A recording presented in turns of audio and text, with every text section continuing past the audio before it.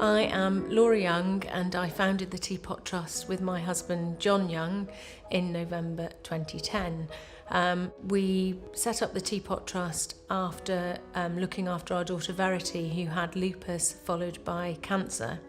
And Verity was somebody who got incredibly distressed by blood tests and some of the procedures she had to have when she had lupus. So before an appointment, I used to think, when am I going to tell her? Because there's going to be tears, a fight, a tantrum.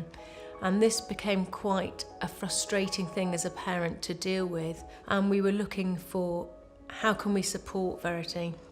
And we had a lovely babysitter called Christina who was great at art, and she'd been at art college. And we suddenly hit on the idea of, I know, if we get Christina to meet us at the hospital, we can say to Verity, oh, we're going to see Christina and you're going to hospital at the same time.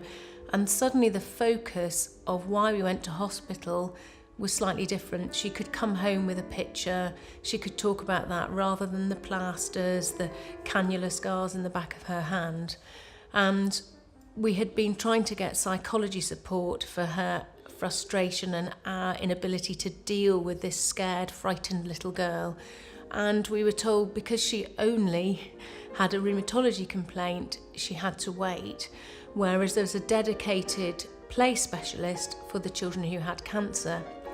So Verity then did get cancer and of course could come to the top of the list for a bit more help. And it was after she passed away we realised that we weren't the only family with children who had a complicated rheumatology complaint who needed a bit of extra support. And so we gathered some money together after Verity died, and we thought we would give it to a charity who could supply art therapy. So off I went thinking, okay, I'll go and find someone to do it. And there wasn't somebody who could fulfill the need that we saw for helping children with particularly rheumatology, but not exclusively rheumatology illnesses. And that's how the Teapot Trust was born. I think art is incredibly important for overcoming hurdles in life. I think in today's modern, hectic life, we're forgetting how to relax unless we've got a screen in front of us. And even something as basic as knitting has now been proven to reduce your heart rate.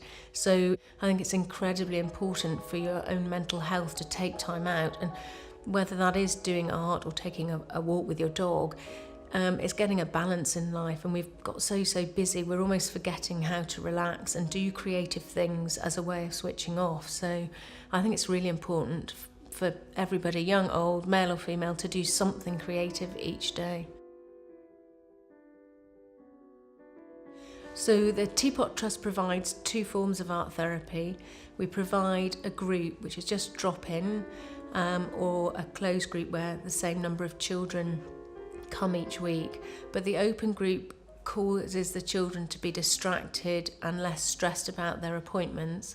And then for children who are struggling a wee bit more, we see the children one-to-one once a week, and through a course of about 8, 10, possibly 12 sessions, they can help them work through some ideas or just make a new friend in the hospital who isn't coming at them with anything more frightening than a pencil. And they're able to talk about things through the drawings, through perhaps doing clay work, all sorts of things.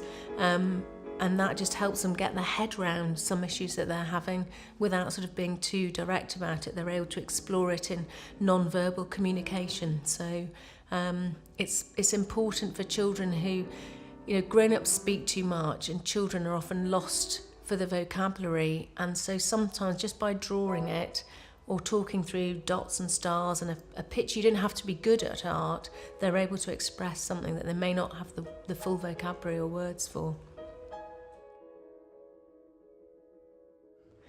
Yes, lovely John Byrne is our patron at the moment, and he agreed to be our patron at the end of last year. And we're delighted that he's on board. We love his work, and we're delighted that he's going to be a roaring advocate for the Teapot Trust. He's seen what we're doing. We've taken him to the hospital and we've showed him what we're doing, and he thinks it's great stuff.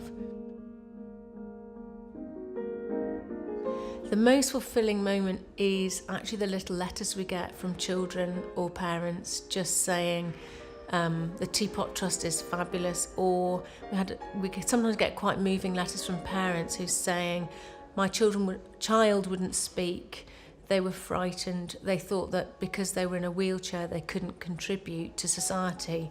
And I now have a child who realises they've got something special and they can contribute and they can do something, that through doing art they were made to feel special, and it's turned their view of their illness around, that it's not something they're saddled with, but something that and it doesn't define them, that they can be them without being defined by their illness. And those letters saying thank you has been brilliant. We'd reached dead ends with psychology, we'd reached dead ends with trying to get help. They're things that just think, wow, it's really powerful.